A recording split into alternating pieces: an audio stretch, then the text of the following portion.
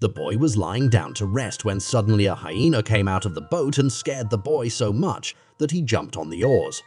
The hyena tried to attack the boy, but the boat was so rocky that the hyena couldn't even stand up, so he let the boy go. At that moment, the boy noticed a red orangutan floating on a banana not far from him.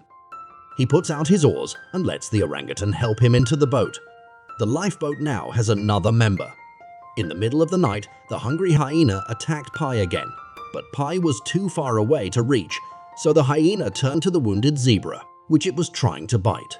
Pi tried to stop the hyena, but there was nothing he could do but hide in the back of the boat and roar as he watched the hyena bite the zebra to death. He hadn't slept a wink and collapsed from exhaustion, so that the hyenas wouldn't eat him. The feeling of suffocation stimulated his survivalist nature, and he woke up with a start, clutching the oars. At that moment, Pi suddenly remembered that there were still supplies on board. While the hyenas were resting, he unzipped his backpack and found a survival manual in it. He flipped through the manual and followed the instructions to build a simple raft. Just as he was about to push the raft into the water, the hyena came out of the boat.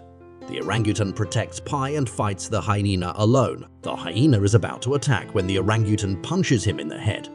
By now, the orangutan was panting from exhaustion, and suddenly the hyena jumped on.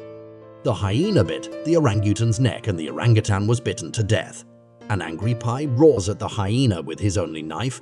The next moment, the tiger jumps out and bites the hyena, and the hyena is bitten to death. It turned out that the tiger had never gotten off the boat and had been resting inside. Pi hurriedly pushed the raft into the water and grabbed the oars to stop the tiger. But the tiger slapped the oars away, and Pi was so scared that he lay down in a ball and waited for death. Luckily, the tiger was seasick and gave up his attack. Pi jumped into the sea. Pi took advantage of the tiger's rest to sneak into the boat when he picked up his backpack. He found a pile of canned food. He ate them right away, and when he was done, he took a few more and threw them on the raft. At that moment, he found a few boxes of compressed crackers. He didn't hesitate to open the packages and put them in his mouth. At that moment, he realized that a mouse was hiding inside. He woke up and pounced on him, scaring Pi so much he couldn't move. Luckily, the tiger couldn't get up. The mouse ran over Pi's head, and Pi grabbed it and threw it right into the tiger's mouth, where he jumped back onto the raft. At night, the hungry tiger ate the zebra's body, while Pi cried in silence, not knowing when this torment would end. And so one man and one tiger stare at each other across the sea. On the fourth day, the sun's morning rays shone on the sea like a mirror, and it was like being in a fairyland.